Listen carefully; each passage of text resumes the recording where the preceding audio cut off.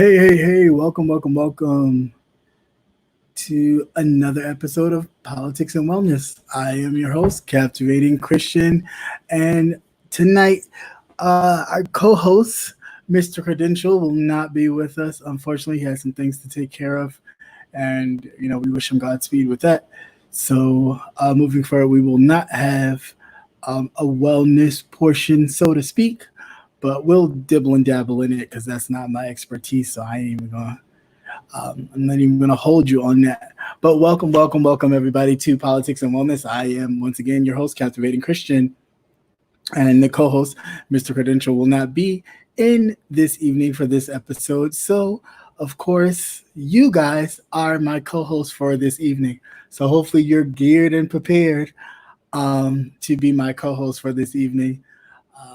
And your comments and your commentary and everything else is welcome. So let's get into it. Another week of some more unsettling news of situations and things that has gotten me to a particular point. Does that mean you can be angry? I mean, I am. I will say this in the start, because a friend of mine, we went back and forth, and I will just say that I will never apologize for one, my blackness, two, my knowing where I am in this world, my awareness. I will never apologize for that. And if it makes you feel uncomfortable, then I've done my job, because you should feel uncomfortable, whether you're white, black, green, or purple. Um, an injustice is an injustice, and we should all feel some type of way about it. Um, and if you don't feel some type of way about it, then you're part of the problem, and we need solutions. So if you feel somewhat taken aback by it, then you should. You have every right to feel that way. Um, I just think that as human lives are being taken, we no longer should have this attitude of, well, it may not have meant it that way. No, it was meant how it was meant. Um, and those of us who have friends that are, of other ethnicities, white, black, and different, um, especially white people, as a friend, you should be an advocate, not only just an advocate to what's going on now to march in the streets, but an advocate to your own people that you interact with mostly more than we do, and say, hey, that's not cool. We need to change this. We need to do this, and be on those front lines, because us just shouting it from the rooftops, not making a difference. It's not until people start stepping up and actually making a difference. So if it makes you feel uncomfortable, then it should. If you don't like the tone or the texture of it, then it should make you uncomfortable. Just like it's made plenty of families uncomfortable to have to bury their loved ones and hear somebody say, oh, they were exonerated because they used force, or because this, that, and the other, or the prosecution dropped the case after the grand jury came back, who are cops and people of law enforcement anyway, came back and said, oh, no, we didn't see nothing wrong. Of course you didn't see anything wrong, but there's a lot wrong in this. And I applaud people for standing up and doing what you have to do. Again, I am against the violent aspect of it, but there's been plenty of reports, and I'll talk about it a little later, that there have been outside agitators who have come into these marches to cause havoc. I mean, it doesn't help when, our own people continue the aggression and do all that. But yeah, there has been reports of outside agitators egging on this whole thing, as far as the white supremacists or people who actually follow Donald Trump and believe in his rhetoric, to do whatever they need to do to kind of dismantle it. So yeah. So with that said, like I said in the very beginning, for those of you just coming in, welcome everybody to Politics and Wellness. Tonight, you all are the co-host of today's show. Mr. Credential unfortunately could not be with us tonight, So we're just going to press on and, do what we got to do. So it'll be mainly focused around politics. So those of you who ain't too much into it, sorry, but it's about that today. But anyway, getting to it. So Joe Biden did a speech today in City Hall of Philadelphia, or the City Hall of Philadelphia today. I mean, it was cool. It was cool. It was what's needed to be heard from an actual person who, I mean, if you're looking to be voted in by the people, you need a voice of the people, not a voice of the few. And this president that we have now, that, some people have elected in by voting and others just didn't show up to vote, so be it. But I don't get him. I don't get him, and I wish somebody would please help me in understanding what the heck is he doing but fanning flames. It's almost like he enjoys this. Like, as much as he probably acts like he doesn't, he likes it because he wants to see the destruction of it so he can blame somebody else for it. I will ask that as you come in, please hit that like button. Thank you very much. But I'm almost like, he enjoys it because it brings all the media attention, which he thrives off of and lives off of, on him. The whole display in front of the church, first of all, tear gassing the people and kicking the people away from Lafayette Park, which is across the street from the White House, so you could go over to the church and do a photo op, is crazy. Then the fact that the Pentagon will lie for you, of course, because you have the top person in there who is kind of kin to you in the sense where they'll do anything for you or say anything, that they did not use any tear gas and rubber bullets. Yet all the reporters who were there on the ground state that, yeah, they got sprayed with a pepper spray like substance and there were rubber bullets fired to clear the way so you could walk across, so you could take your fat ass and walk across the street, is ridiculous. And again, you're supposed to be the president of the United States. And instead of you going to the church and maybe having a speech of calm and togetherness, you talk about, again, having the military be an enforcement to the unrest that's going on. That is the problem. How would you then include more military on top of the brutality that we're already facing? Is just ridiculous. Yeah, he looked uncomfortable holding that Bible because the devil would be uncomfortable holding anything that is of sacred text, of any kind of religion. He doesn't read it. He hasn't read it. So I don't even understand. Even when people be like, oh, he was holding it. Like, the man hasn't read it. He don't know what's in it. You know what I'm saying? Like, he does not flow in them circles. And the fact that these white evangelical anti-gay but are gay, anti-abortion but have the most abortions, anti-whatever you can think of, that they are including themselves without publicly saying so, are pushing this thing, and they're backing him, and he feels like he has to support them in order to get their votes.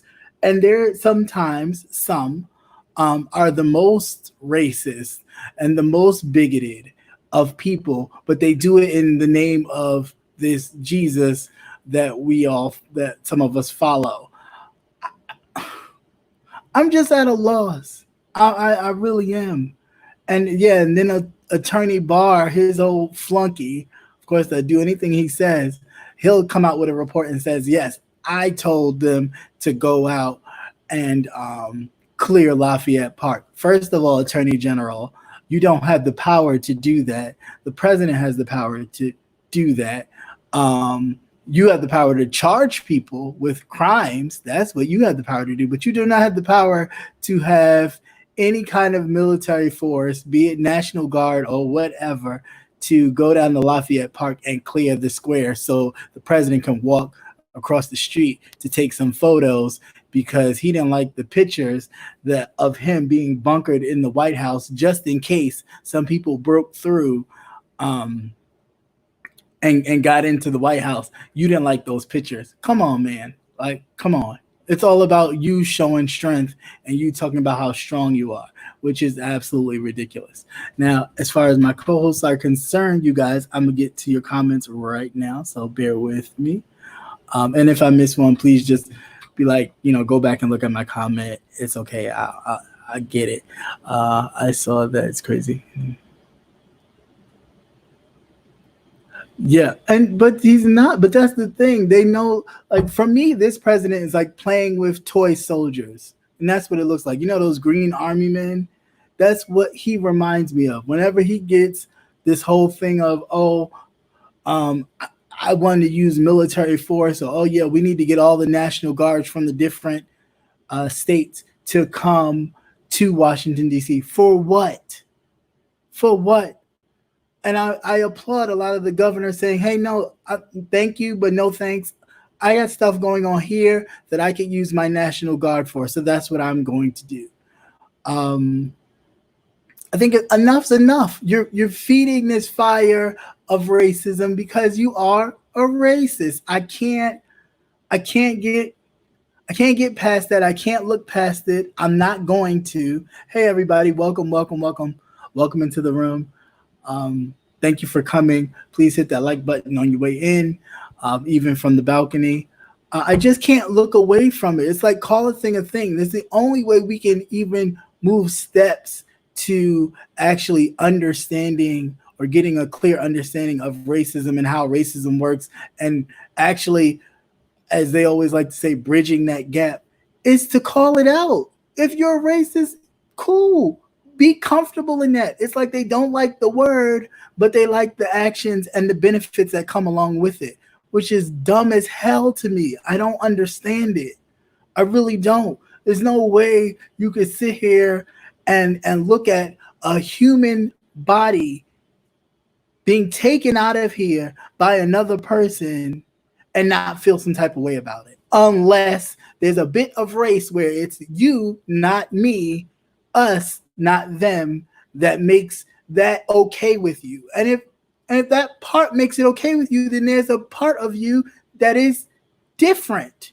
There's a part of you that needs some kind of understanding to where you can see me and look at you, and I can see you and look at me. And that's just human. That's human nature. If you don't have that, then yeah, there's a bit of a racist thing in there. And it is what it is. We all have our things with us. Everybody's not perfect. We're all not perfect. Right. We get that.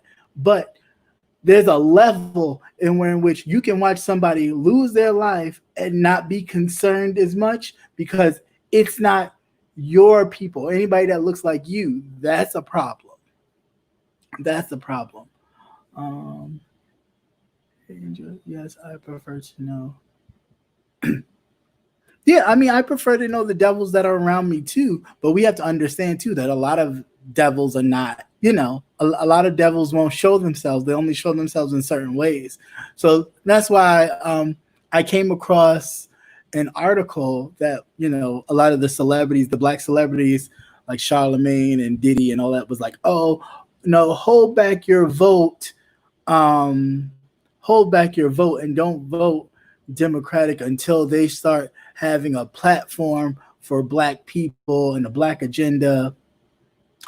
Okay, so say we follow that logic and we hold back our vote so they can then come up with a black agenda that suits us at this point.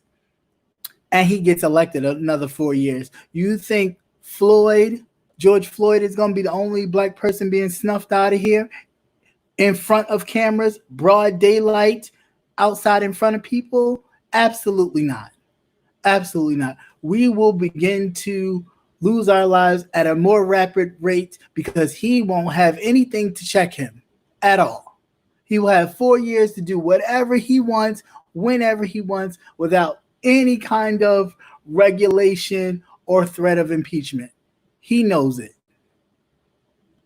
If he don't know it, the people in his cabinet know it. We will not be able to survive another 4 years. So yeah, I don't particularly are gun ho for Biden, but I'd rather have somebody in there, and I mean somebody in there who has a regard for my life, even if it ain't much of one. It's better than, oh, just do whatever you want to them. Because right now he's giving them a clean bill of do whatever.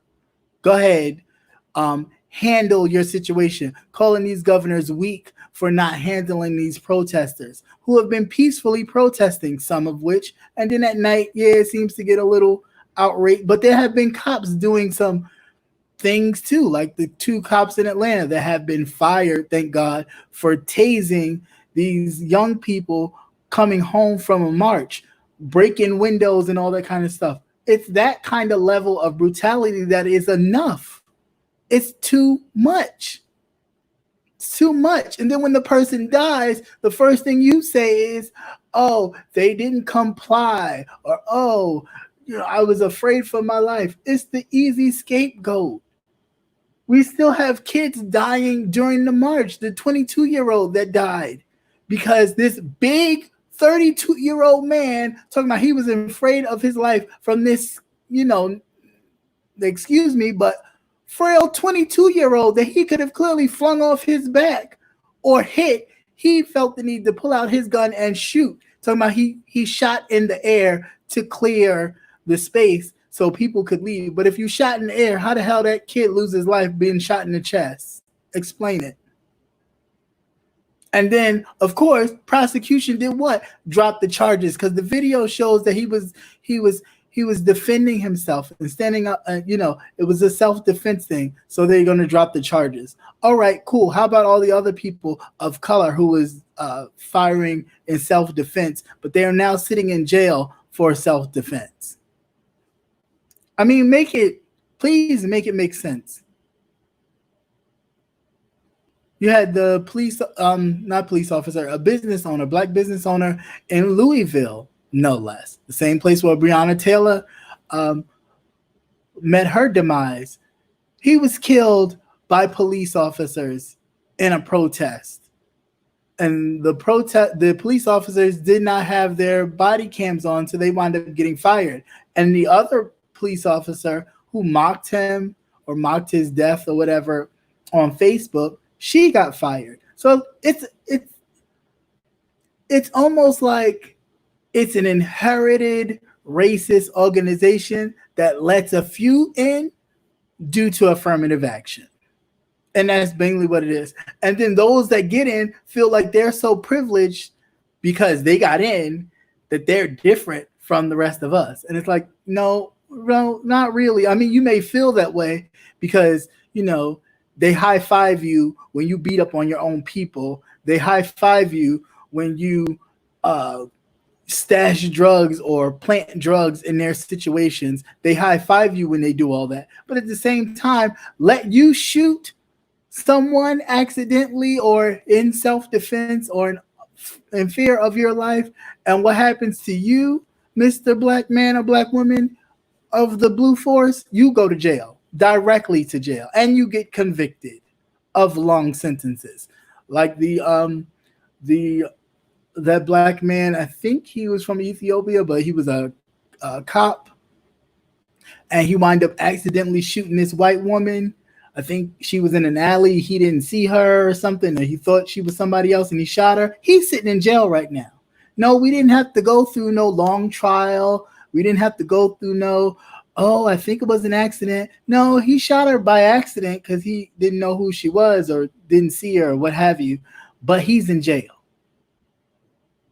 Ain't nobody, throwing up no marches. I didn't see no people in blue or no police officers going out and Blue Lives Matter. I didn't see any of that. I didn't see none of that.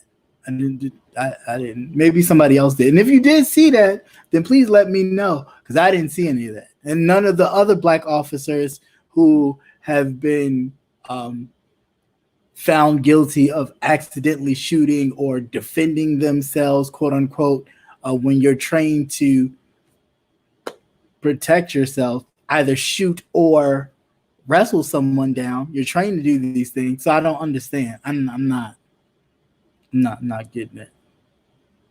Right. And if the warning shot was in the air, then the person would still be alive. And now that that young man is dead, was it really a warning shot because the young kid was on his neck? He was a 22-year-old kid, though.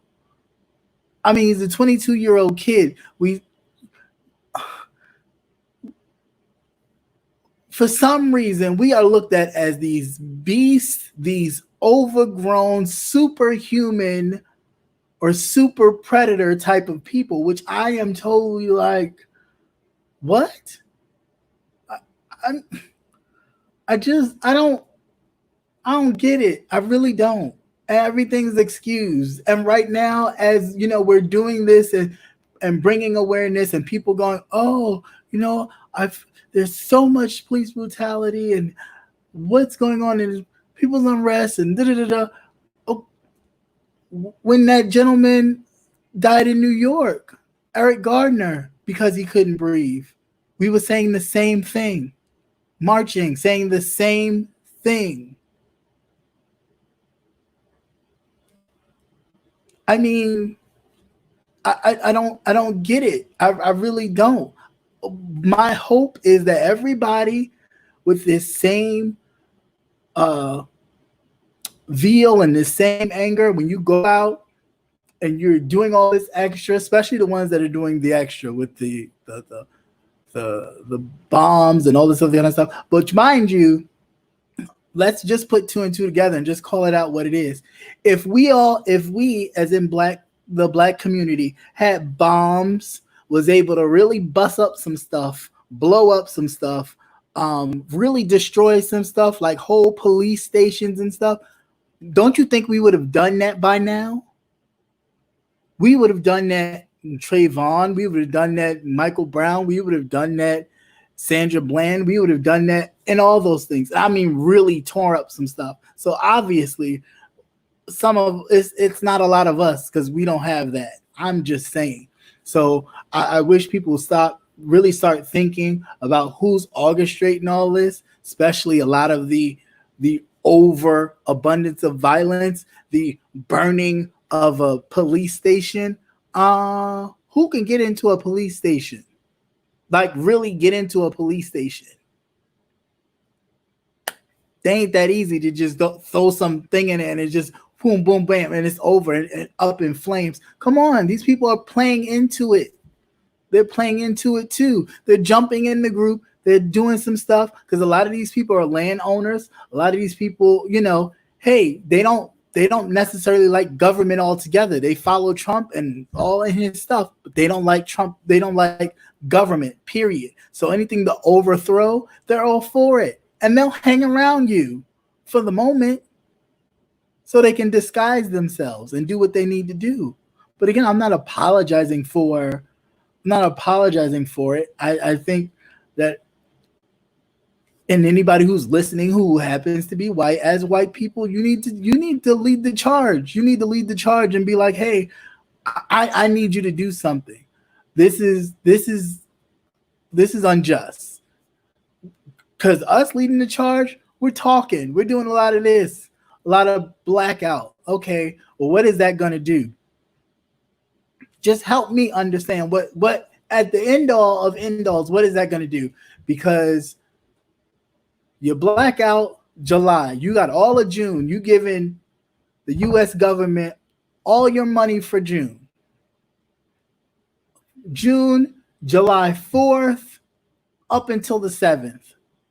And that one day of however many millions of dollars they may lose, you don't think they're going to make up for it? I mean, yeah, they may feel a bit of a pinch, but it's about a longer thing.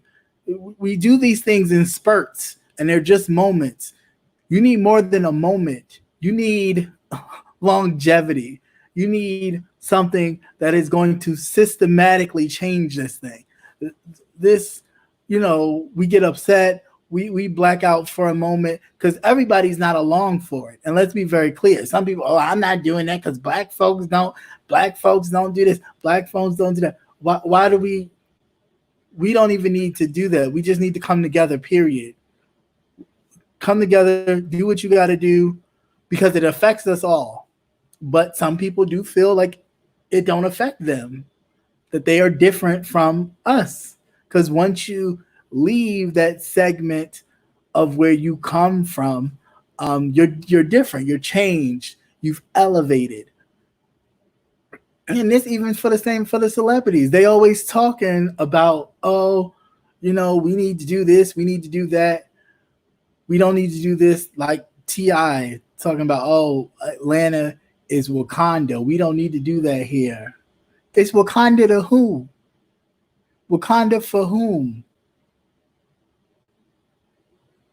That's all I'm saying. When you sit somewhere of privilege and you're not fully reaching out. I mean, giving Christmas gifts or turkeys on Thanksgiving, clothes drive for schools and all that other stuff. That's come on. That ain't real. That ain't change. That ain't real change. That's supplement stuff. That's stuff that personally, let's be very clear. You probably have a charitable organization. You write it off on your taxes. So what are we saying? You get that back at the end of the year. So what have you given? If you're getting it back as a charitable donation, what exactly are you giving? The people see your face and say, "Oh yeah, you gave us turkeys last year. Oh, you gave the school drive with clothes." What are we doing politically but sitting back and going, yeah, all right, everybody, vote for this guy, vote for that person. And because you say so, everybody listen to your music gonna flock and vote because you say vote. Come on, y'all got to do better. When y'all have the most influence, you have the power to actually sit at these tables and really make a difference, not just showboat and look like, oh, yeah, standing there with the mayor talking all types of crazy. This Wakanda over here. We in Wakanda. Why would you do that? What? First of all, it's a fictional place. Come on. Let's be clear. It's a fictional place. It does not exist. Because if it was Wakanda for real, then your governor would be a black woman by the name of Stacey Abrams. I'll wait.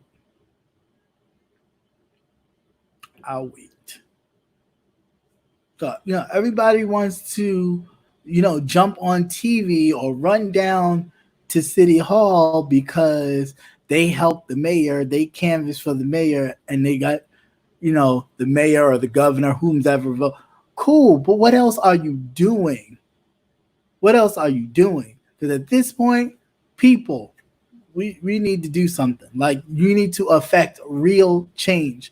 Like, yeah, the stores you burn down, a lot of them don't even want you in there. They following you around. They doing all that kind of stuff. Cool, great. So you burn it down. Then what?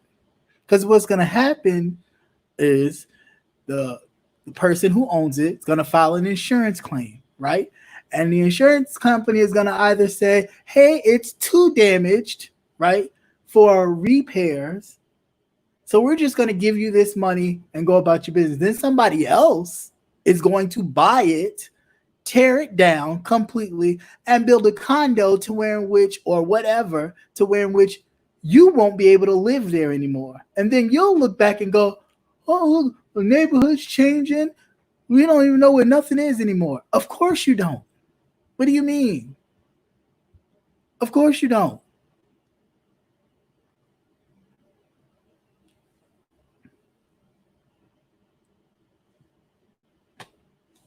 I mean, I don't.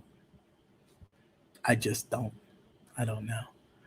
But yeah, I know it's gentrification, but I'm just saying when you destroy certain things, when you destroy in your neighborhood, sometimes it just allows the other to just come in and go, you know what, we're not even going to rebuild it, remodel. We're just going to knock it down, and then we're going to build a high rise.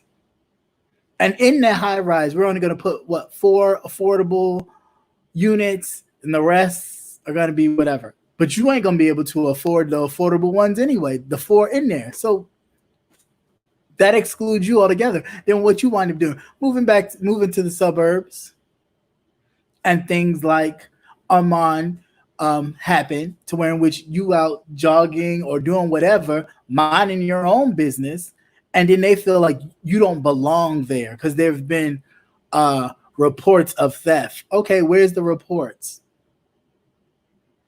Where are they? Anybody seen them yet? But that's always the thing. Oh, there have been reports of theft. There have been reports of this. That's always the case when we move to their areas. When they come to ours. It's all. This is cool. I feel like I'm downtown hanging out. Nobody reports them. Yet they still report us in our own neighborhoods. The music is too loud, calling the police. And they come in droves. I've seen a video the other day. They it's like a neighborhood watch, but they're black men that do it in Brooklyn, and they have a storefront thing. So I guess if people can report people missing or all that kind of stuff, and they were playing music. Apparently, it was too loud for their white neighbors, so they called the police.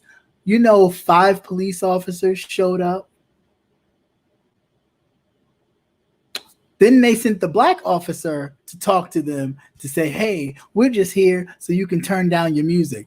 Really? But not one of the officers said, hey, sir, we got a report that your music was too loud. Can you turn down your music? No, they're standing there like this, like we just ready to slam you on the ground, lock you up, and do whatever. So when the black officer came and said, hey, bro, we just here for you to turn down the music, he said, okay, thank you for telling me. I'm going to turn it down. Then of course, that wasn't good enough for them. So then the white officer goes, yeah, because if you don't, I'm going to come back. And, then we're going to handle business. So that's unnecessary. And he was like, well, come back. I implore you to come back. It's that attitude, like as if you have more power than me, so I can't talk to you any type of way, because if I talk to you a type of way that you don't like, then you're going to handle me. Yet and still, they're kind, talk to them any type of way. And they take it with no question.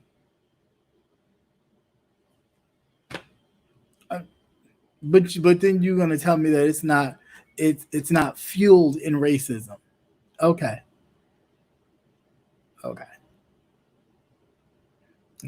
I don't need a for colored only sign to let me know that it's racist or Jim Crow. I don't need the Confederate flag to be waving in front of my face to let me know that it is steeped in racism. I don't.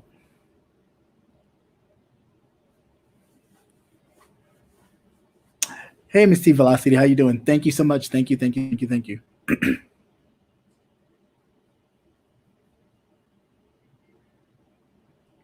But yeah, I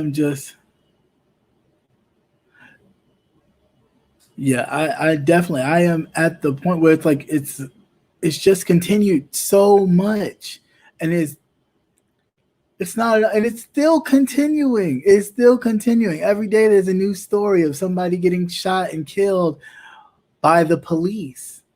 Now they're being fired though, because of course all of this tension with the George Floyd thing, or some are just looking at video surveillance going, oh no, it was self-defense, let it go, and they hope it dies in a news cycle, and it doesn't cause any more unrest, with the people. But it's too much. Like, enough's enough. And if you need to gut the whole system, then gut the whole system. But it's the level of superiority. A lot of these people have dealt with situations where they have been picked on or teased by people of color, and they had this hatred, and they get on these forces, and they feel like they're big people. Like, I'm a big man because I can now have authority over you. Come on, y'all. Like, we're going to wind up in a place where it's going to get worse before it gets better. Like, if the people who don't see it don't start to wake up and see it, Yeah, it's gonna get a lot worse before it gets better. It really is. I mean, because you have the person at the top saying, "Hey, it's okay. You get the green light. Do whatever. You guys are weak. You got to handle it with force, even if you have to put them in jail for 10 years. 10 years for what? Peacefully protesting against somebody unarmed being killed? Come on. You have people who've lost family members, relatives are imprisoned right now because of these same kind of treatment. Enough. Like, what do you want the people to do? Like, what do you want them to do? No, I don't agree with the looting and all that kind of stuff. But trust and believe, it ain't just black people looting. We've seen the photos. I've seen the photos of two cops. I've seen the cop have tons of sneakers in his hand, in his arms, put him in somebody's SUV. And another cop with stuff in his hands. Because it's just, come on. And then these two white girls coming out of one of the big name stores or whatever that they had, bust the windows out, grabbing stuff. The one girl got away with stuff, but the other girl, she was coming out the store and the police officer was coming towards her. She dropped it and ran. He didn't even like really grab her. He did one of these juke things and she went on about her business. They didn't slam her to the ground, didn't tase her with an inch of her life, breaking her windows and doing all that kind of mess to prove what to whom? What are we proving? It's just a lot. It's really crazy. Like, white people loot too. White people steal. Get over it. Yes, white people steal. I mean, I know they like to spin that whole thing like only black people commit crimes and black people do this and black people. That's because you don't report it. Because you're not going to report it because they look like you. Why would you report that? You only report the most of heinous crimes that you people do. Because it's almost like you want the people to be shocked that somebody would sit in a room in Las Vegas and pick off people at a concert. That's so like, oh my gosh. But that's the type of thing you raise, whether they're Republican or Democrat. You're raising that stuff. You raise your children in that, free to go hunting. Get as many guns as you want because you got to be armed just in case they come in here and come take your stuff or take your guns or steal your rights. Why do you feel like you need to arm yourself so much? Because you know your privilege allows you so much. That's why. And you don't want all that good privilege to go away. So you will arm yourselves to the T to make sure that you keep your privilege going.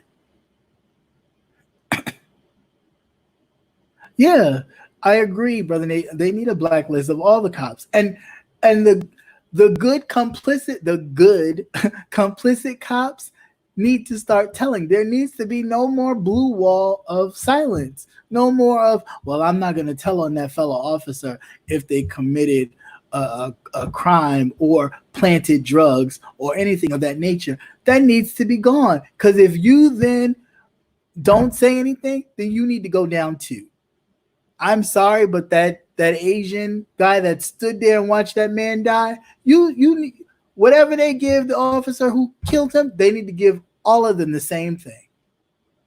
I ain't a big fan of the death penalty, but if that's what it called for, so be it. Maybe in being on death row for a while, they get to reflect and go, oh, damn, we really fucked up.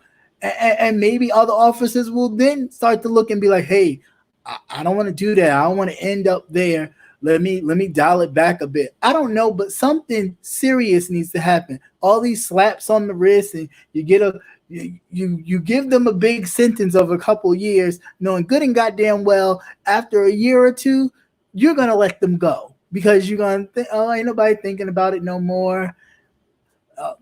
He's up for release. I'm waiting for the Scott case. I'm waiting for the Scott officer, the one that shot the man in the back after he claimed that the dude took his gun and they was fighting over it. I'm waiting for them to release him because he's on. I'm sure he's on the short list.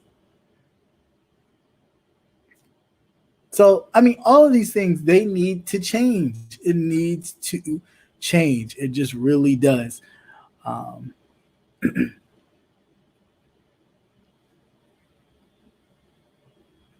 right, right. Well, I mean, we're headed towards something that is far less democratic. If we continue this way, it's going to be far more democratic than you think.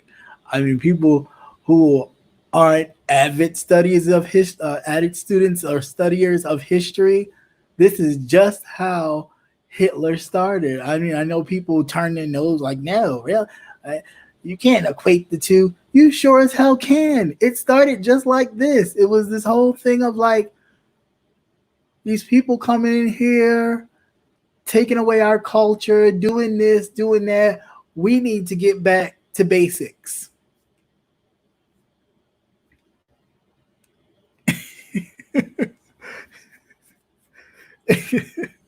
Like we need to get back to basics. And in getting back to basics, I'm sorry, I was laughing at Brother Nate talking about I cursed 4 times, so you could tell that Mr. C is not here. No, I just try to. It's just too much. It's just really too much. That um, again, I watched. I watch documentaries all the time. The World War II documentaries, the Rise of Hitler documentaries, even especially when they put them in color, because you actually get to see the vibrance of the color. I mean, in black and white is cool too, but when you get to see the color and the all that extra, you're like, wow, they was really going hard, and they were. It started off something like this. He wasn't that powerful. It wasn't that big, but he grew numbers, and the more crowds he grew, the more he started talking his mess, and it just grew. And if you look at this, it grew. It grew from this man grew from telling a black man he was not born in this country. I mean, before that, he was saying little stuff too, but he really started to take off just by saying that man wasn't born in this country, so he shouldn't be president. From that, skyrocketed to a nominee for president of the United States.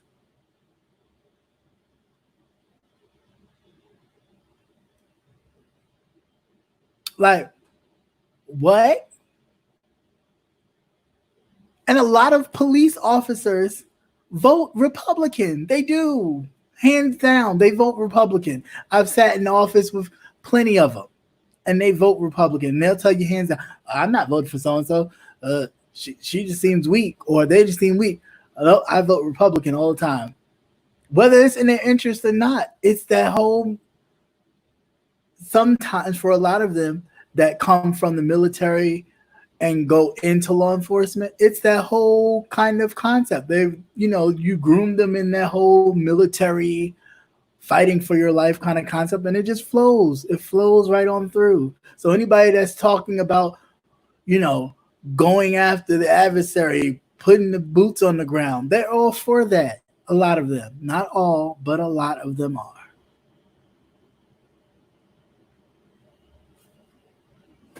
I'm just saying.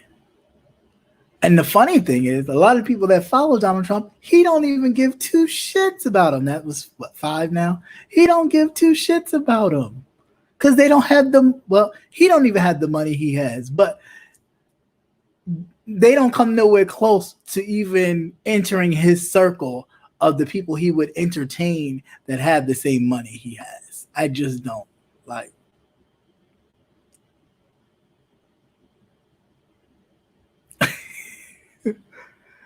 Yeah. Yeah, you can, right. You can tell how the others feel, and they're free, and they feel free to let you know how they feel. There's no like cloak of I'm not gonna tell you. It's a cloak of it's like, no, I'm gonna tell you exactly how I feel. Um, I don't care, and it is what it is. Like, so I don't understand why we then have to feel like we gotta go on, not swear jar, that's funny, that we have to go on or walk on eggshells in confronting them about their racist or bigoted activities or actions. No, why should you feel that way? You should never cower down. I remember I was with my older sister. She came to visit me here. I think it was around Christmas or Thanksgiving, around that time. It was probably after Thanksgiving, around Christmas. And we had went into the store picking up stuff. And, like when they had those holiday lines and they, had them old weird holiday lines. And my sister, she's definitely a New York woman, is like, no nonsense. I don't care what you say. I ain't got time for you or that. We were standing in line talking, and I just got out of line because I just felt like it was stupid for us to both be standing there. She was the only one getting something. So I just got out of line, and she's standing there, and these two Russian women were standing in, like, not even in line, but just standing by the line talking. And she's like, excuse me, you in line? They ignored her. She said, excuse me, are you in line? So one of the cashiers saw that the lines were starting to, build up. So she jumped on the register. She said, hey, next person, you can go over to register so-and-so. So she said, okay, well, since you don't want to answer me, you stay right here. I'm going to go over there. And she, went to the cashier, handed her stuff. And so the Russian lady was like, oh, that's so rude. How do you do that? She's like, no, I asked you twice and you wanted to ignore me. I don't have time. So I made the choice for you. You're going to stand here and wait, and I'm going to go to the cashier. So the look on the Black people's faces in the store was like, oh my God, I can't believe you said that to them. And they were like a bit taken back too. Like, and it's just like, I grew up in a place where, in the part where I lived in Queens, like, you knew the Italians lived a couple like blocks away in Howard Beach, and they didn't want you down there. And the closest midpoint you could go was like this place called Cross Bay, where the movie theater and stuff was, and the bowling alley. And as kids, we would go. But as teenagers, when we used to go by ourselves, and you would get told, oh, only 2 or 3 of you can come into the store at one time. Yet when the white kids came, they came in droves and nobody left. They all left together. So if they went in 10 people, they came out 10. Nobody said, hey, no, only 2 of you. And then, the next 2. No, it was only us that did that. I was like, no, I was the first one to be like, hell no, I'm not you're not getting my money. I don't want no change. Nothing. I'll just call my mom and have her come pick me up. Like, I'm not doing this. So I've just always been I've always had that. And my mother used to tell me as a kid, if you can't have if you're going to have that kind of fire to talk, to ask me why and question what I do, you better have the same fire for the people outside. So I say that for all of us. If we're going to have that same fire to always question other people, like if you question some Black businesses, if you question this and you question that, then you should question everything and everybody and hold everybody to the same standard. Although I love Black businesses, but some of your prices are ridiculous. And I know that a lot of times making the product for a lot of Black businesses costs more because of how the system runs, but some of it is just like, it's a little bit ridiculous. I ain't gonna name no names, but I was watching something, and some of you probably watching know what I'm talking about, and I was like, oh, I want to get those headphones. I'm probably gonna get them. They're Black business. That's cool. I would love to support it. But for $300 for headphones, I could buy some Beats. And I'm not that I would, because I'm not that type of person, but that's my thought process in that. And, anybody in the chat, you're welcome to be like, no, well, it's because it is that and the other, because maybe that'll help me understand it. But I don't get that. I'm just going to spend $400 on some headphones because somebody Black made them.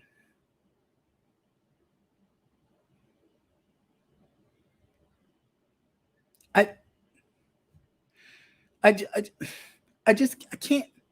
can't wrap my head around that. And then you say, well, if you use this code for the show, you get 20% off. That ain't much. That ain't much. And when you're competing with Beats and whatever else is out there that's probably in the same range and more popular by brand and name alone, how does that work? How does that work? And I mean, I get it. Boys, right? Boys and all those. How does that work? That confuses the hell out of me. Right? When you could get some bootlegs off eBay in China, I don't understand it, because I'm willing to help, but I'm not willing to help with it. That's out of here. It'll be different too if you had, maybe you don't have the financial backing like a what's that show, Shark Tank kind of thing, to where in which you could lower your prices because they kind of fronting your production costs, and maybe that might be the issue. But there's no way in hell I'm paying $400 for no name brand or no brand name whatever, just so because you made them, I'm supposed to buy them to support you, when I could probably even buy some quality, some not even quality, but some commercialized headphones that I know for a lot less. I don't know. Right. I mean, and then we don't even know if them $400 headphones that you are buying are actually from China. You know what I'm saying? Like, the person could have designed them, could have came up with the idea, but the actual manufacturer could be somebody in China. We don't know. I don't know. So I'm just saying, it's just something to make you things to make you go, like Arsenio Hall used to say, just things to make you go, So I don't know. But it's just really, really, really, really, really crazy. Really crazy. But I will say this, I am also glad that the autopsy did prove exactly what we all knew. The man was strangled. His airway was blocked by the pressure from the knee, because of course your airway tube is nothing but a size of a straw, so it doesn't take much to constrict that. And yeah, so I'm glad that happened. It also shows that there is a whole system of cover up, from the coroner to everybody else. It's a whole system that everybody works together to wipe the other person's behind. Everybody's just wiping behinds, making sure everybody's clean. That's all. So like, where do we? Everybody needs to be checked. And now, of course, all of a sudden, hey, what's up, official D Spot? Now, of course, everybody's on eggshells and nervous, because why? The FBI now is going to investigate the entire police department of Minneapolis. So everything is going to be scrutinized now. But it should already be happening. It should already be happening. No way should people be losing their lives and nobody go, hey, what the hell is going on here? But again, because it's already in place that we don't matter, why would you be concerned? Okay, we're going to put you on desk duty for a while you still get paid full benefits, still get whatever else benefit you get. You just get to sit at the desk and go, hello, what are you calling for? Well, sit there 1 second for a little while. Then you get back on the streets to do what? Play Call of Duty in real life? The hell are we doing? Hey, Lady P, how you doing? Like, what is really going on, people? What is really going on? And I'm tired of talking about it. I'm tired of seeing articles about it. I actually enjoy seeing articles about white folks doing stuff. It's like, oh, look at that. Like this article with the guy with the tanker truck that ran into some protesters. Come to find out, he was a Trump supporter. And, it's like, okay. But I saw how the story was turning. You know how when usually people of color do something and how the news is quick to be like, oh, see, they're a thug, they're this, they're that, and point out every little bit and nuance that they were probably a part of, anything they posted on Facebook. They did this to that man. They did the same thing. And I was very surprised that they did that, even though he was white. They were like, no, he's a Trump supporter. He support the Republican Party. He's all about the Make America Great Again. He did have some kind of racial tones.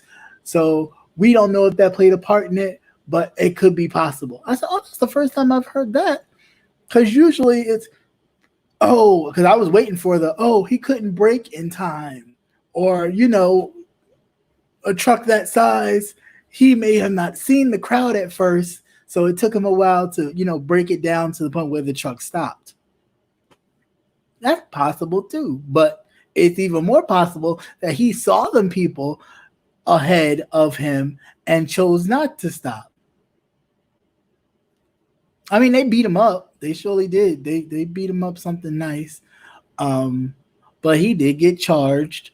And he has a history of domestic abuse and assault. So that was interesting too. Like, okay, now you start to see the things you do, the demon, the kind of criminalization you do to everyone, regardless of who they are. You definitely, especially people of color, you definitely try to be like, oh, no, they're a criminal. No, see, look what they were doing. See what they've been doing. They've been stealing and doing all kinds of stuff. So they deserve that, what they got. It was different to see that. It really was. It really, really, really was. Yeah. I mean, they always try to dress it up. Yeah. I mean, all the states need to be reformed. It needs to be gutted out from the rooter to the tutor, as my grandmother would say. Because I just think, first of all, they need to take psych tests. I think a lot of them come from the military with, what's that, CPSD or whatever that's called. I think a lot of them come with that, and they just don't, they don't know how to cope. And they don't really want to, and they have all that at their fingertips with the psychiatrist for the department and all that, but they know, like anybody, if you go too far in something, then they start to go, okay, well, I don't know if this person is going to be a good fit to be on the force, and they may jeopardize their job. So they don't really go through those issues and work those things out as they should. So they won't cause harm to people. Like Philando Castile. Like, come on, man. You asked, the man told you he had a firearm. And he's talking about you reach. First of all, if you scared, like they say, if you scared, go to church, or if you scared, stay home, or whatever, how the thing goes. Like, if you're that scared, you don't need to be a police officer. Okay? You really don't. Because if you stopping somebody just over a plain traffic stop and the man tells you, hey, I have a gun, I'm licensed to carry, and you say, give me your license and registration, and they go to reach for their license and registration, the first thing you reach for is your gun and continuously shoot them with their child in the car. Come on, man. Like, give it up. Oh, thank you so much, JLC Production. Thank you for the super chat. Appreciate you so much. But yeah, like, what are we doing? Like, what are we doing? And so many times we're marching. We do the riot thing, and some celebrities come out. They march with you. They hold your hand. They make songs about it. Then what? Oh, no problem, Armand. Thank you for coming through. Then what? Then we back to square one, right? And it happens to somebody else, somebody else's child, somebody else's brother, somebody else's daughter, somebody else's mother. How many more times? How many more times?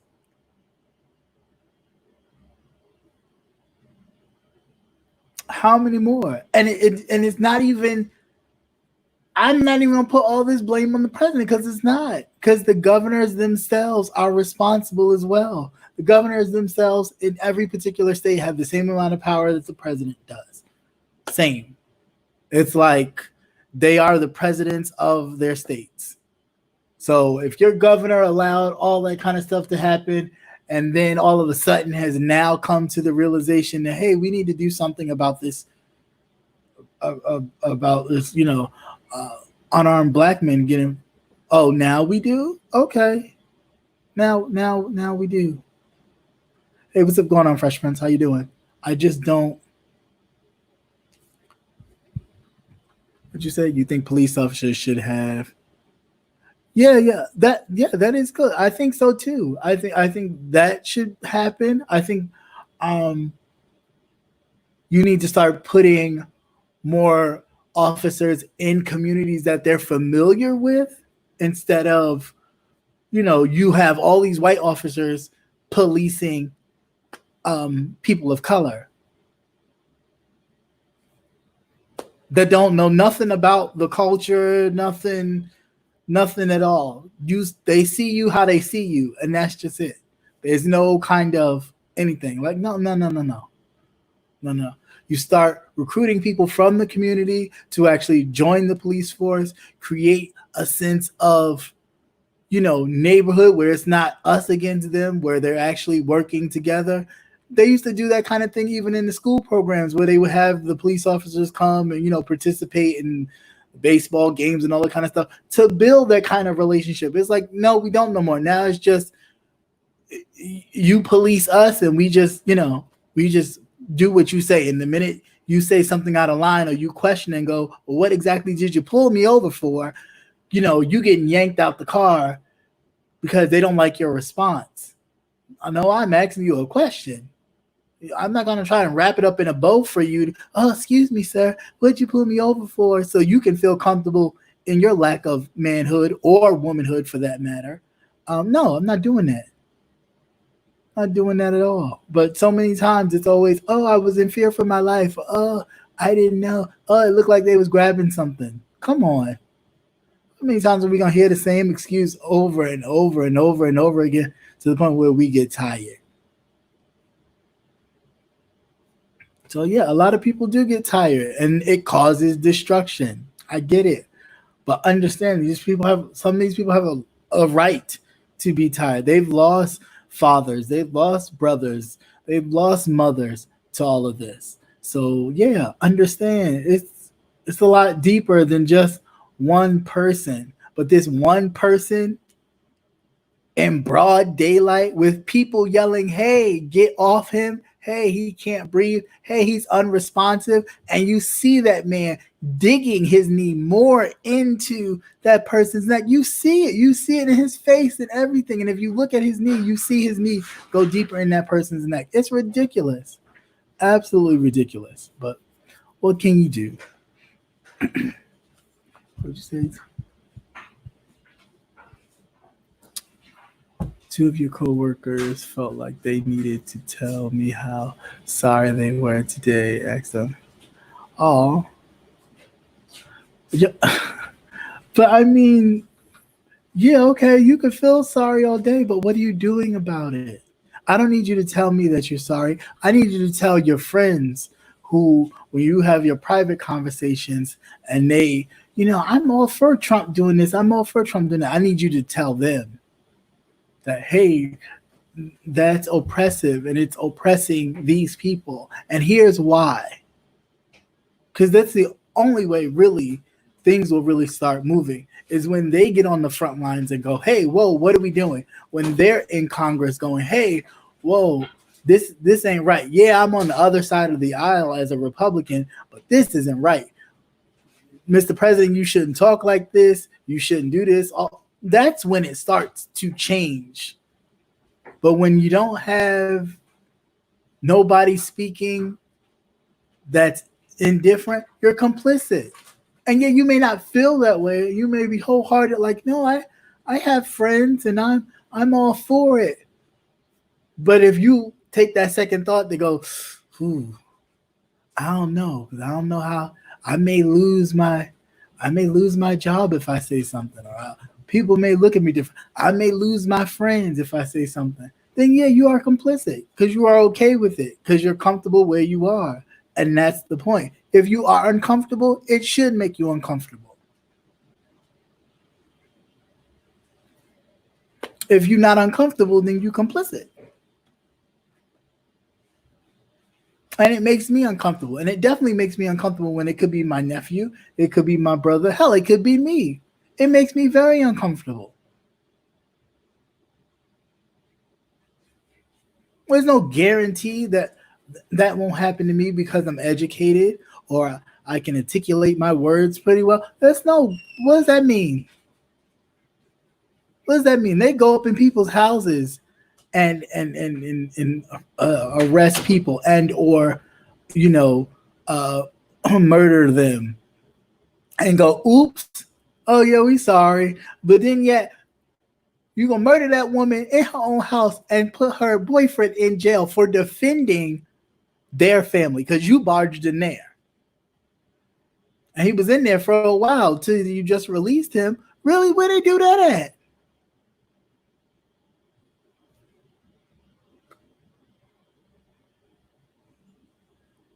And I'll admit, people around here have been very nice.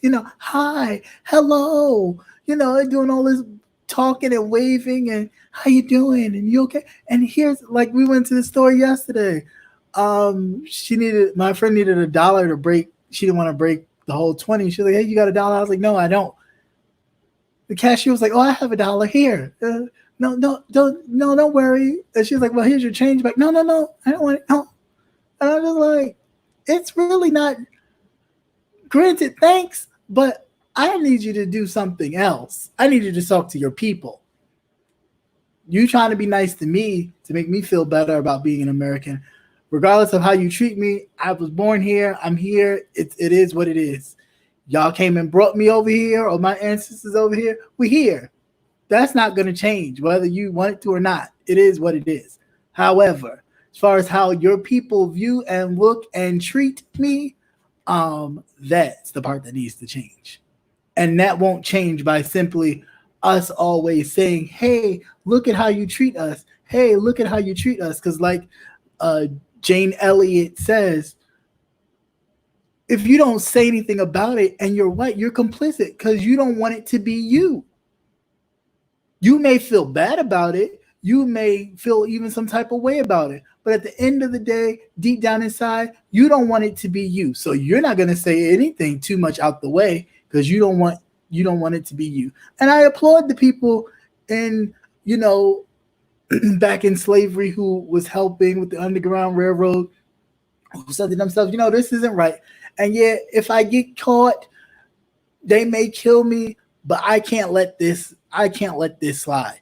Even the people in the civil rights movement, the freedom writers, and some of the ministers that came from northern states and said, "Hey," even the white pastor that was killed and said, "Hey, this isn't right.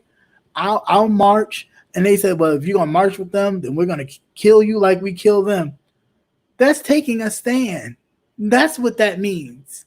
And it don't necessarily mean your demise necessarily, but it's just taking a stand and say, you know what, I can risk not being like the social club anymore. I can risk not being invited to Pam's 4th of July cookout or Becky's 4th of July cookout if I talk out against what's going on. Those are the type of changes that we need. I don't need you to pander to me and tell me how sorry you are because you just realized all of this stuff that's been going on as we've been talking about for years.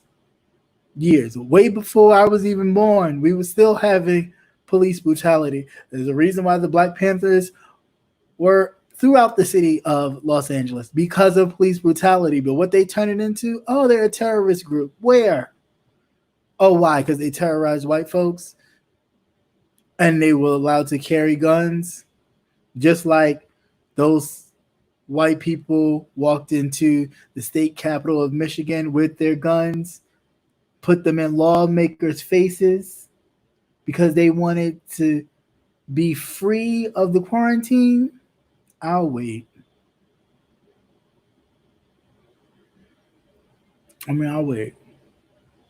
And whoever this Antifa business is, which is really not even an organization, I don't, I have no clue. I have no clue.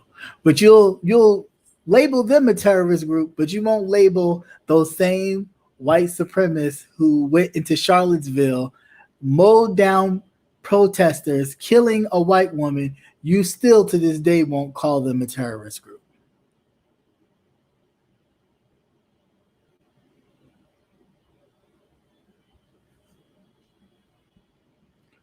Yeah, it's just crazy.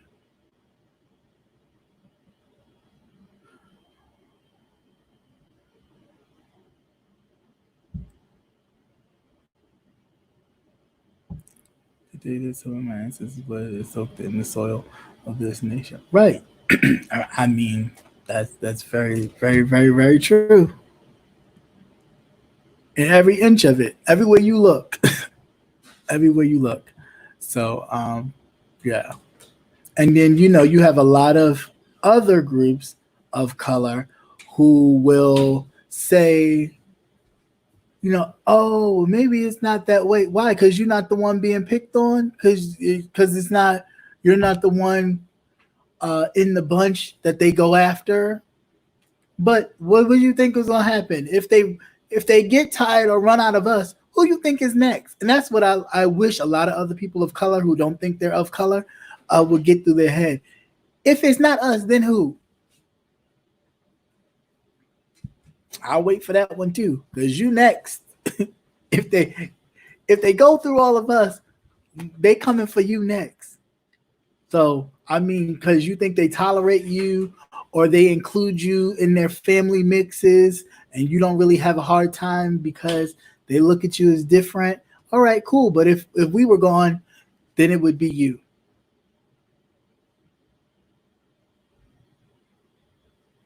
So I mean, either we all in this together or we ain't. One another. And if we not, then pick your side. But know that when you pick your side and they don't pick you, don't be looking over here. Don't be looking over here. Don't do it. Because it's changing. And that's why all this aggression is happening. Because they see it changing. They see it getting different. In a couple of years, Hispanics will be the majority of this nation. Period. So then what you gonna do? This is why they pushing for all that immigration, and they not trying to do that whole, even if like anchor babies type thing. They're trying to send everybody back because they already know in a couple of years it won't. They'd be like, white people who? White people what? So it makes them nervous because they know their stance. They know their position right now. Even the lowest of the low of them still knows their position. They know if they clean up, put their dentures in their mouth, put on a clean shirt, walk into any kind of establishment, they'll get something. They may not get the top tier credit loan, but they'll be able to get something because the person in there that's working in there knows them, and they'll look out. You may not get the $10,000 you're looking for, but you may get $5,000 to $1,000, something. Not us though. But they know this. So, I mean, hey, I don't know. Oops. Oh, thank you so much. Thank you for the super chat. Appreciate you. Oh, just trying to speak on it. I mean, a lot of times people get fearful of like talking facts. Like you'd rather sugarcoat or not talk about it because it makes you feel some type of way. And listen, me celebrating my blackness does not say I hate anybody. It's just celebrating what I grew up and what I know and what I like and what I've studied and the things I know about my people. It's the same thing if I went to a cultural fair and was looking at Asian culture. I would not feel some type of way if somebody was very prideful about their culture. It's theirs. It's what you know. Granted, through all of the enslavement and suppression, we have still been able to rise and be a great people. So I salute that by all means. And anytime that I am somewhere in which I need to acknowledge it, I will. Because it's the most powerfulest thing. And I wish that people would get that. Like we are a great people, but we get so diluted with all of this stuff, like to look like or be like, or you gotta do this because this is the level of success. Who says so? They do. Also, we going by what they think is successful, right? Just like we go by what they think is beauty and what they think your hair should look like, how you should wear it, and all this and all that. What do you think?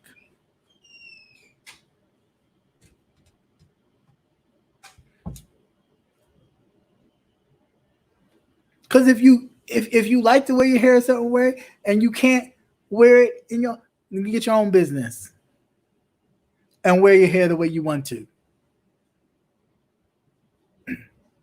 Right, but just to be accepted by what, at what cost? I want to be accepted so bad that I'm willing to allow people to lay dead for me being accepted. No, I'm not. I'm not. You got person in the White House cabinet right now who feels that legalizing same-sex marriages will lead to bestiality and pedophilia.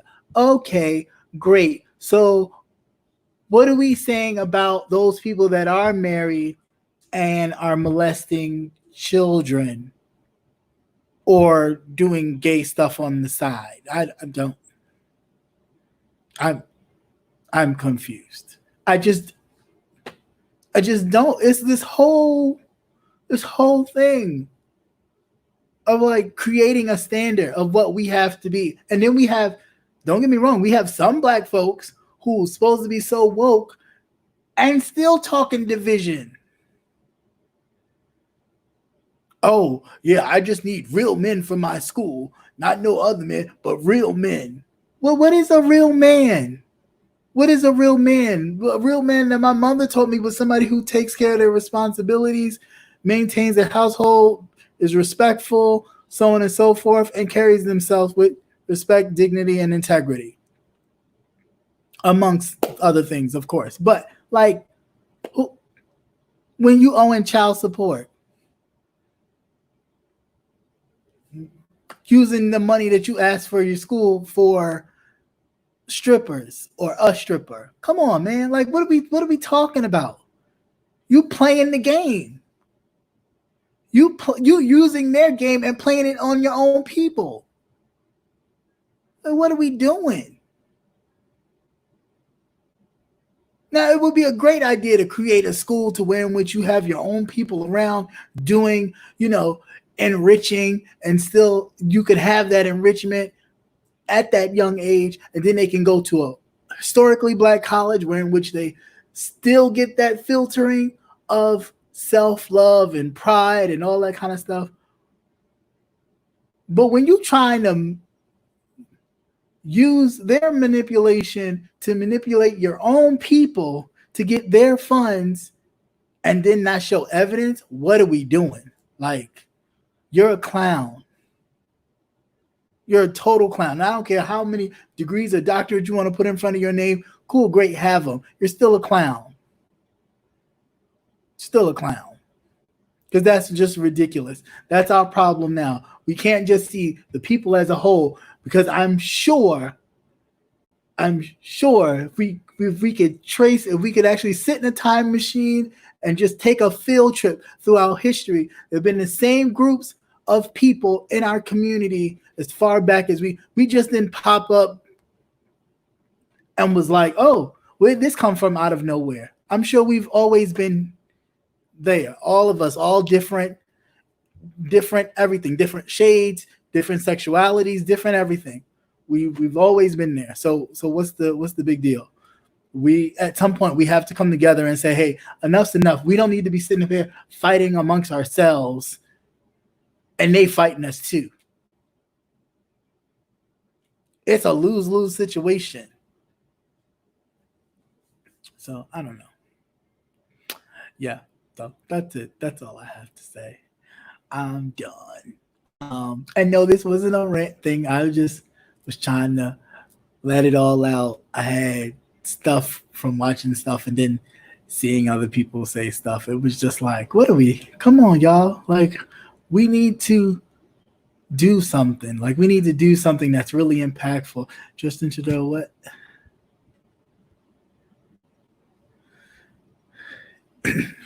Here's the see Justin Trudeau's interview. He asks what he thinks about Trump in the situation. It's like 30 seconds of dead air. Really? Okay, I'll check it out. I'll check it out. And that's the whole nother thing. Like he talks about how the rest of the world is laughing at us. No, they're really laughing at him. They really are. They really are. They had Chechny's leader.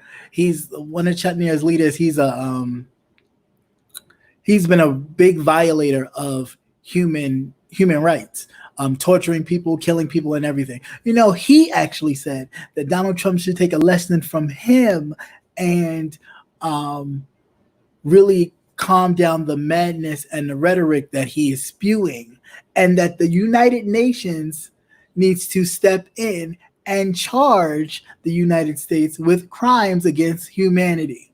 Now, this is a man who brutalized people, but I think he's just talking shit to get under Trump's skin, because, you know, Trump don't like it when people talk about him, especially people that he likes and adores, like dictators and stuff.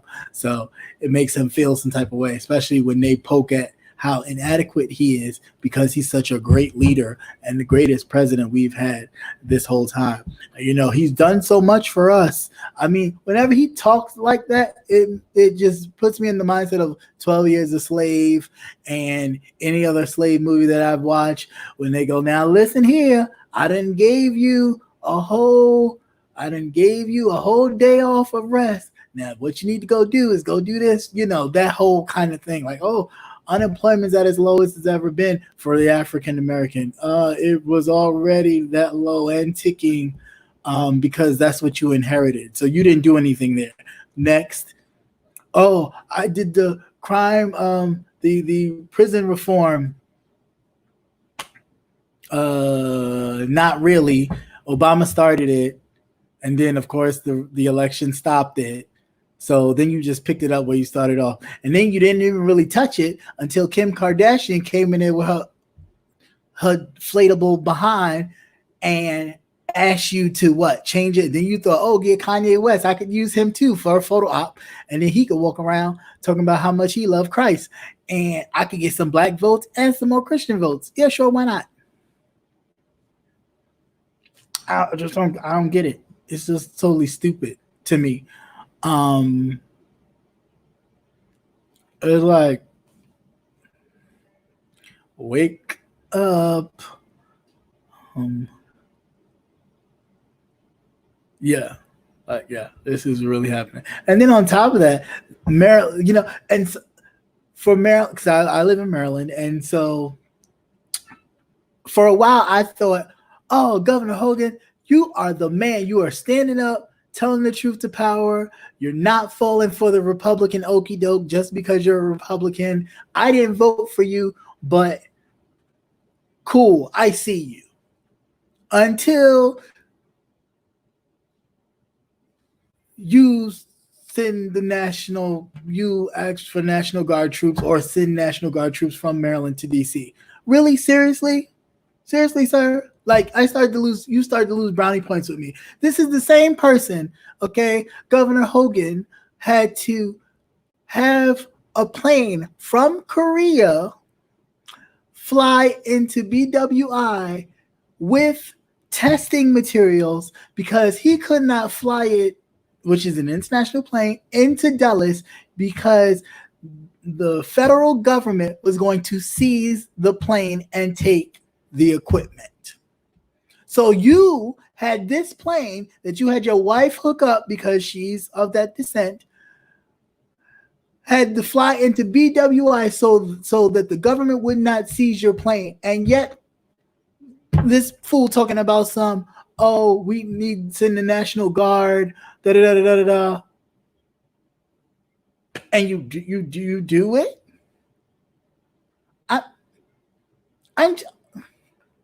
I'm confused. I really this party allegiance cannot be that serious. It really can't. At the end of the day, America should be first, period, point blank, no matter you're Republican, Democrat, or whatever. America should come first. And if anybody steps out of that boundary, then you should be looking at them with the side eye. If you over there asking foreign aid or foreign whatever for help, like Trump did in the election, you should already be looking at with a side eye. But Republicans are so, oh, well, it doesn't matter. They gave him the information anyway. We don't know that. We don't know what he gave him because you're not going to tell it, even if they did. You're not even going to tell it. But once he leaves office, then you're going to say, oh, look what we found. We discovered that he did give them information. He gave them this and gave them that. Yeah, but it's already done now. It's just really too much. And it's sickening. It's sickening. And from the same people that always talk about patriotism and pulling yourself up by your bootstraps and all this other rhetoric that the right tries to pull, it's just amazing how much they cower to stuff that is not quote unquote necessarily Republican. That I don't see. Like, because for a minute I really thought he was like, okay, now that's the true meaning of a Republican. It's all about the country first. So if your people need testing for the COVID and you're not getting it from the president, you will find a way to get it to your people. All right, gotcha. Then you do some dumb stuff like that. The same National Guard that you was using to hide and protect the testing material that you had got from Korea, you sent them. Come on, man. What are you doing? What are you doing? But the next time he does something that you don't like, you're going to criticize him. And then he's going to call you fat and stupid. And you be back at square one. Come on. Like, stop. Just stop. That part makes me like, yeah, I didn't vote for you. And I don't know if I will again when the time comes. Yeah, right. Like I do. It's like I hear like a little humming in the back. It's almost like Rosemary's Baby when she was, you hear the little hum when they about to go look at the baby or something. It's every time he talks, it's like that. It's like, what do y'all see? Even the one black Republican in the party, I just don't get you. Like, say something. Say something. You are a black man first and foremost. Yeah, it's like, I get it. You don't want to lose your spot. You know, you work so hard to get there, but at what cost, sir? Because you could be next. Senator and all. You could be next, Mr. Scott. So at what point do you say, hey, this is just too much. This is just too much. I can't. It's just crazy. But anyway, guys, this is totally enough. I spent way too much time. Thank you all. You've been great co-hosts tonight. I appreciate you guys. I was a little bit like, but no, you guys are always cool. And it is always great to, have dialogue with you all.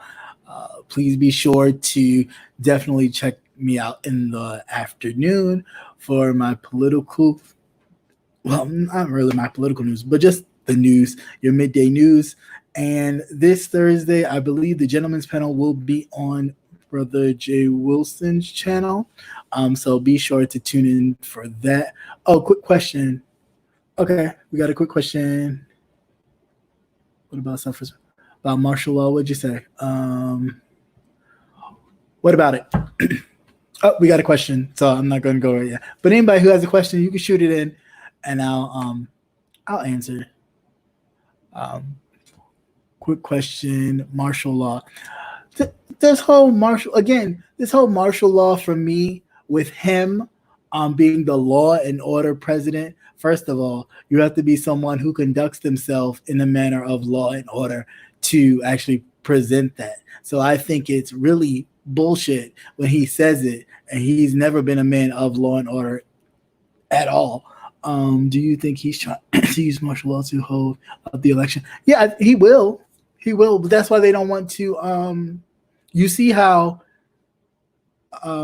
like today in Maryland was the primary for the Democratic Party, um, Republican as well, for the election, and there was no talk about it because with all that's going on, and then with the COVID, it's like, we will just slide this on through. Um, yeah, he's gonna do that. He's gonna use the martial law um, to either suppress the vote, which that's why I say that I want people this same drive and this same fervor that everybody has out in the street, whether it's a peaceful march or you breaking up shit, all that, good, great. Have that same energy and go to them polls in November, or if they do mail-in ballots, which I don't think they're trying to do, because as of right now, Trump is trying to start a fight with the postal office and not pay them. So therefore, they wind up getting shut down and can't deliver mail, which means they can't deliver mail. They can't mail your ballots, nor can they send your ballots to its proper place. So yeah, 7, 8. I don't know what was the numbers. Do you, yeah, I definitely think he's gonna hold up martial law. But to answer your questions, hopefully that answers your question. Hey Mika, do you see what one of the protests? No, I haven't. I haven't had a chance. I've been doing that. Oh, I think I'm done with the curse words for right now. But I just sometimes if I get like over it, I'm just like I really don't. But I mean, yeah, sometimes they do come out. I mean, I'm human. I'm not, but I'm nice though. But at the same time, it's like, don't get me there because yeah, you'll get some choice words. But I stand by them because I just think it's I at this point it's like it's ridiculous and it's just yeah, I heard that. I did hear that. Hey Queen Diva, how you doing?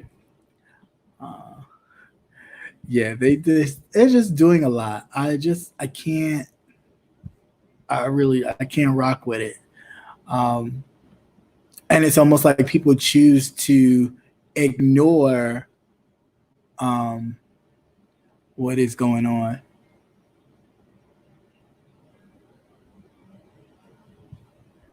It really is. Yeah, but I just hope. I mean, and with that, I just hope it continues to November. That's all. That's what I want to see. That'll make me a believer. Like all this right now is great and it's awesome, but I want for November to come and these same. And there's a huge crowd in New York City right now. I mean, now they're probably dissipating because they had um, the curfew or whatever put in place, but huge crowds. Even the same, like it was almost the same crowd size that they had for that uh whatever that women's march with the pussycat things up during his inauguration. So it was like that kind of crowd. But I want those, excuse me, I want those kind of crowds to show up at the polls. Even if you gotta stand 6 feet away from each other, show up. That is the biggest way you could give, in the words of Chicago's mayor, a F and a U to that president and the rest of his administration, and to Mitch McConnell and anybody else who have stand in the midst or blocking or trying to block or suppress or fill a court with these un I don't even know how to say it. Just unqualified judges just so you can make it to where in which other laws won't be able to get passed. Get rid of them. Get rid of them. Get rid of them.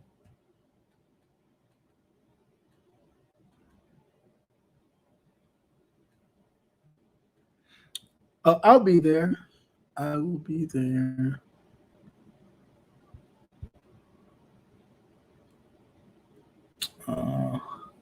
Let's see. What'd you say?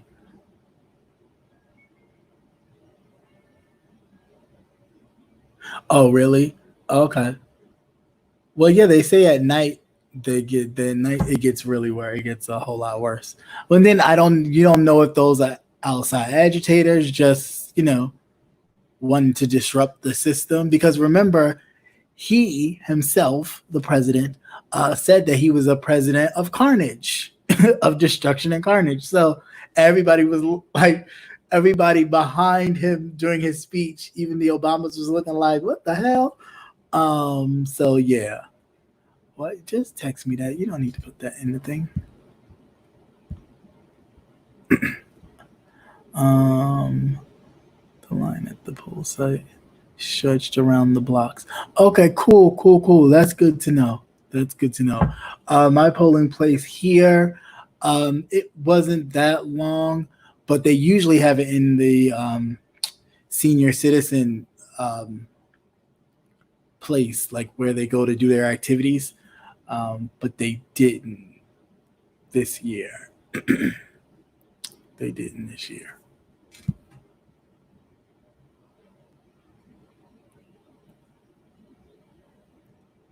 Yeah. All right, you guys. If there's no other questions, I am going to say good night and hope you guys have a pleasant and safe night. Thank you so much for. What were you saying? This guy really thinks he is. Yeah, I think so. Yeah. Oh, you talking about the Hawkeye guy? Yeah, he really. Yeah. See, you always make me come back to that when I'm about to leave. Yeah, that was funny.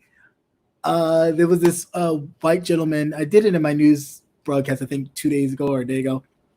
A white gentleman. He was in his car. He took out his bow and arrow and was like shooting on people. Um, and a lot of his own people, you know, whooped his behind. They beat his ass. It's like, oh, um, like the moment how did they go? The moment you fucked up or something like that. Yeah, that's when that happened. And they beat him up. But however, the news reporter that watched it or saw it interviewed him. He sat there and blamed two black men for that. He said to the reporter, to their face, while the cameras were rolling, that he what rolled down his window, leaned down his head, and said, "Black Lives Matter," and they beat him up. That's what he said to the cameras. The whole recording of him getting out of the car, taking that bow and arrow, and that white lady's like, you better not do that. He's, I'm an American and I have every right to protect them. Some. And he fired like at least two bows. I'm not sure if they hit anybody, but he fired at least two bows. And them white people whooped his ass. And that's what needs to happen. I'm just saying, white people need to, y'all need to be in the front lines of change, and not necessarily beating people up. But I mean, as far as if you're in the room, y'all need to be the ones in the room saying, okay, wait, we need to change this. Or if you're in the room, usher some other people in the room that others that are us, and we can make changes. But you can't do this thing alone. It's almost like now I really see how Martin's struggle for, I don't really want to say integration because I don't think so. I just think it was separate but equal, but it became that. But how that push had to be pushed with the help of the folks, because that just us pushing it wasn't gonna work. It's just like this. Us pushing, this whole thing with police brutality and all that, it's not working. We cannot do it just ourselves. We need them to actually say, hey, this is too much. You can't do this. And I won't participate or put my money in or vote for or do this if you don't change this.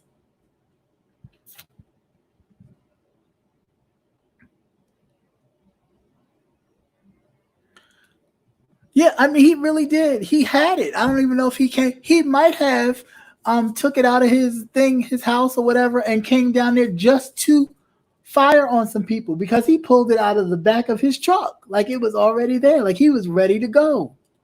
Like he was ready to go. And he fired two bows, and then people came, them white folks came, and you could hear like somebody black like, whip his ass. Whip his ass. But yeah, that white lady was like, no, you don't. No, don't you do that. He's like, I'm an American. I'm defending America. Blah, blah, blah, blah, blah. And he did. He fired off two shots, and that was all she wrote for. That was all he wrote for him. And then they turned his car over and set it on fire. So he was not getting away even if he wanted to. They set his whole car on fire. Whole car. It's so worldwide now. Yeah, it's really and it's right. It's worldwide now. You have people in Amsterdam, um, standing up and fighting and all this kind of stuff. Because there's other places with this whole racial kind of tension flowing. But I just, that brought great amusement to me because he tried it. Because I was just like, even the guy with the truck, they beat his ass too. The guy with the tanker truck. Well, he thought he was gonna get away. Child, they climbed in that joint and they whipped his behind. His face is all messed up. I mean, they cleaned him up before he took his prison photo. I mean, his mugshot. Not his prison photo, but his mugshot. They cleaned him up so he could take his mugshot. But before he took his mugshot, they have a picture of him, I guess whomever was leading him to where the police were. All this was all beat up in, but yeah, they whipped his behind too.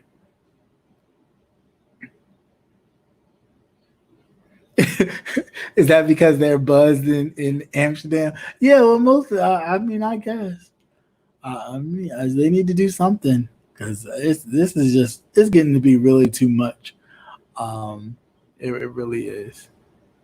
Oh, Palestine is protesting too. That's what's up. That is really what's up.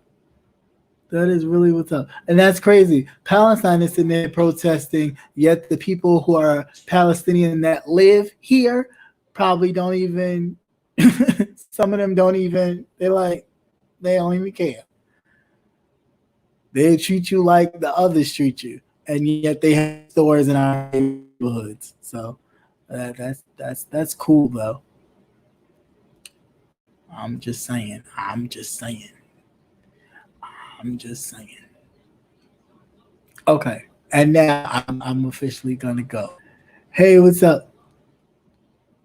Oh, thank you so much, Anthony McNeil. Thank you, thank you. I try. Oh, were they out there today? Oh, that's good. That's good. That's good to see the people out. Um, all right. So this time I really am gonna go. Any other questions, you can save them for the comments or something, or send me an email. But thank you all so much for participating. Thank you for being my co-host. You guys are great. Um, it's always been a pleasure. But I am gonna go. I am hungry, and it's time to eat again. Okay. So yeah, that's plus. And I don't do know what they call mukbangs on the night. So no. But I am working on a new show that's a little different. So I may need some. So if you have any ideas or thoughts, I ain't gonna really tell you what it is. But if you email me, I might. But I'm not gonna publicly say what it is. But yeah, so I'm working on a new show idea. It's a little different, but I think it'll be cool.